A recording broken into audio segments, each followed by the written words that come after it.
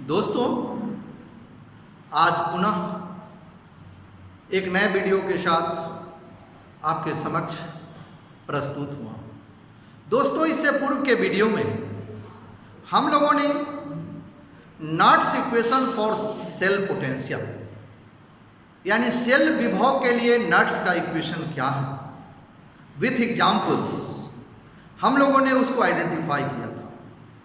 आज पुनः knots equation and KC अर्थात सेल पोटेंशियल और इक्विलिब्रियम कांस्टेंट, दैट इज नॉट्स इक्वेशन एंड इक्विलिब्रियम कांस्टेंट में क्या संबंध है, इसको आइडेंटिफाई करें, या standard cell potential and equilibrium constant दोनों के बीच संबंधों को कैसे आइडेंटिफाई करेंगे, इसकी चर्चा इस वीडियो के माध्यम से करें।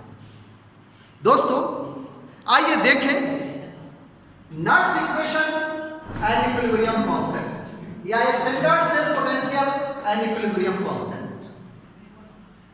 Late a cell reaction at constant temperature, नियत ताप पर एक प्रतिक्रिया दी गई है या मान लें यह रिएक्शन है ए का ए मोल और बी का बी मोल तथा सी का सी मोल और डी का डी मोल। यह प्रतिकारक है और यह प्रतिफल का निर्माण हो रहा है। तो इस रिएक्शन के लिए, इस प्रतिक्रिया के लिए knots equation for knots equation E cell, that is electrode potential of cell या सेल पोटेंशियल कहा जाए, is equal to standard electrode potential, यानी सेल पोटेंशियल बराबर है standard cell potential minus 2.303 RT बटे NF log concentration of C to the power C into concentration of D to the power D बटा concentration of A to the power A and concentration of B to the power B, where n, ये जो n है number of electron involve in cell reaction, F farad constant है, T molar gas constant है, T temperature है, R molar gas constant है। अब सबका value आप जानते हैं, तो साम्यावस्था इक्विलिब्रियम कांस्टेंट के साम्यावस्था में नियत ताप पर दोनों इलेक्ट्रोड्स के इलेक्ट्रोड विभव बराबर होंगे, यानी कहा जाता है जे इक्विलिब्रियम में यदि ताप नियत हो तो दोनों इलेक्ट्रोड के इलेक्ट्रोड विभव का मान बराबर हो। उस परिस्थिति में सेल कार्य करना बंद कर देता है, यानी सेल द्वारा किए गए कार्य का मान शून्य होगा, यानी सेल जो कार्य कर रहा है वो रुक जाता है। That is E cell is equal to 0, यानी सेल का पोटेंशियल का मान, सेल विभव का मान शून्य हो जाता है। एट इक्विलिब्रियम साम्यावस्था में Q बराबर होता है, यानी कंसंट्रेशन क्वाड्रेंट बराबर है Q। ये क्या होता है? Q is equal to concentration of C to the power C into concentration of D to the power D बटा concentration of A to the power A and concentration of B to the power B is equal to, ये मध्यम bracket के अंदर ले लेते हैं और Q को पूरा Q के मान को रखते हैं और इक्विलिब्रियम पावर में दे देते हैं, यानी concentration of A C to the power C into concentration of D to the power D by concentration of A to the power A into concentration of B to the power B, और बड़ी bracket के बाद equilibrium लिखते हैं।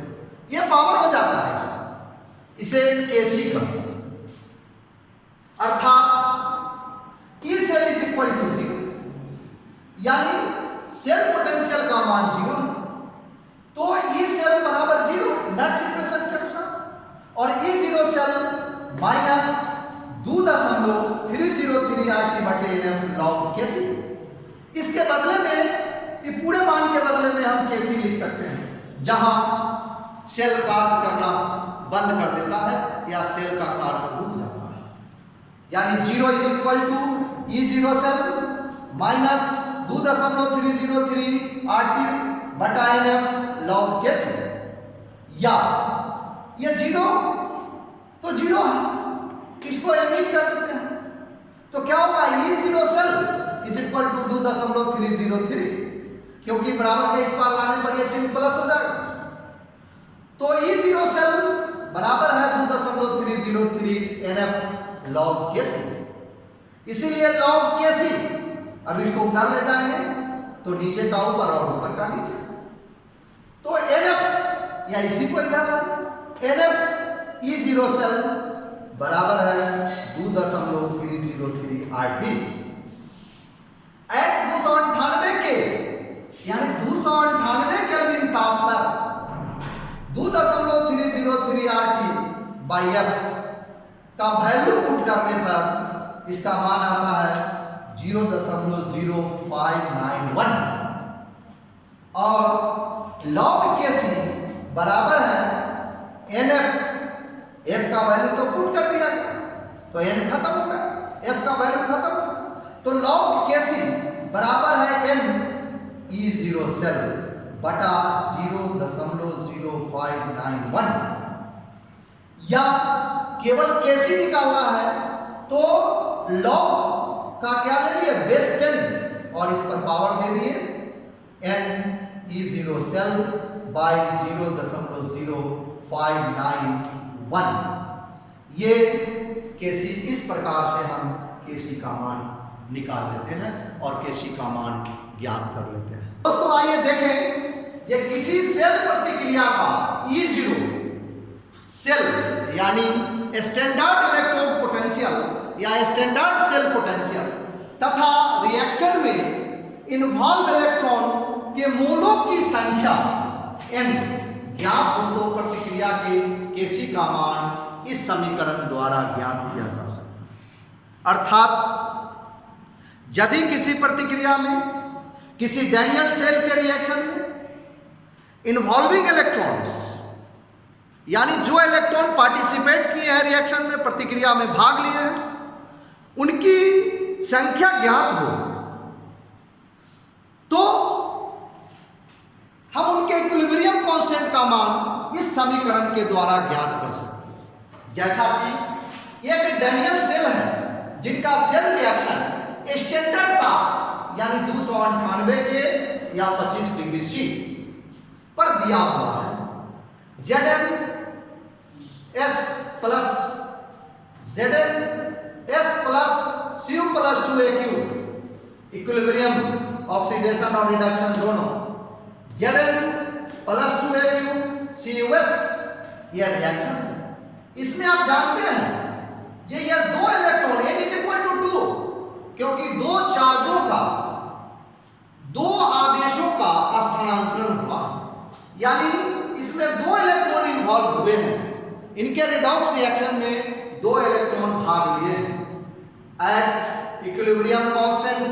तब equilibrium constant पर E cell यानी cell potential का मान 0, तो दैट इज E0 सेल बराबर है 0.0591/2 log Kc। चूंकि E0 सेल बराबर होता है E0 Cu plus 2Cu minus E0 Zn plus 2Zn। Practicals we know that for practicals प्रयोग द्वारा निर्धारित मान है ये, जिसको हम लोग जानते हैं और पूर्व में कई बार इसकी चर्चा कर चुके हैं। यानी E0 Cu प्लस 2Cu बराबर होता है 0.34 भी माइनस माइनस, और E0 Zn प्लस 2Zn यानी जो एनोड का कार्य करता है उसका वैल्यू निगेटिव होता है माइनस 0.76 भी। कुल को दोनों को हल करने पर 1.1 भी आता है। इसीलिए log Kc बराबर होता है n E0 सेल बटा 0.0591 इज इक्वल टू 2, क्योंकि n is equal to 2 and E cell 1.1 v y 0.0591 is equal to 37.2 log KC का मान। इस समीकरण को इसको हल करने पर लॉग जब उधर ले जाएंगे तो केसी बराबर है एंटी लॉग में 1.6 into 10 to the power 17।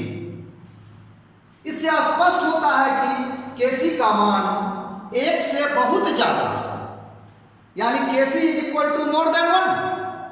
That reaction is also going forward. Reaction यानी प्रतिक्रिया किधर जा रही है, सामो का विस्थापन किधर होता है, फॉरवर्ड की तरफ, अग्रिम दिशा में। इससे स्पष्ट हो रहा है कि हम लोग इस समीकरण के आधार पर केसी का मान ज्ञात कर लेंगे। यदि केसी का मान 1 से ज्यादा होगी तो रिएक्शन फॉरवर्ड डायरेक्शन में जाएगा, अगर उनका मान कम होगा तो रिएक्शन बैकवर्ड डायरेक्शन में जाता है। दोस्तों, इन बिंदुओं से ये बिल्कुल ही स्पष्टता होती है, हम लोग किसी भी तरीके से किसी भी सेल के equilibrium constant, cell potential, standard electrode potential सभी का मान ज्ञात कर सकते हैं और सबकी चर्चा बारी बारी से हम लोग कर चुके हैं। अब जस्ट इसके बाद free energy changes and electromotive force की चर्चा करेंगे और दोनों के बीच क्या संबंध होता है इसकी भी परिचर्चा कर देंगे। दोस्तों, आपसे आग्रह है कि आप संपूर्ण वीडियो को ही देखें। यदि संपूर्ण वीडियो नहीं देख पाते हैं तो आपको समझने में काफ़ी कठिनाइयों का सामना करना पड़ेगा, आपको बहुत दिक्कत होगी, जिसके कारण आप जहां हैं वहीं रह जाएंगे, आप दूरी नहीं तय कर पाएंगे। एक तपस्वी की भांति आप इसको कंटिन्यूअस वॉच करते रहें ताकि आप इससे लाभान्वित हों। धन्यवाद दोस्तों।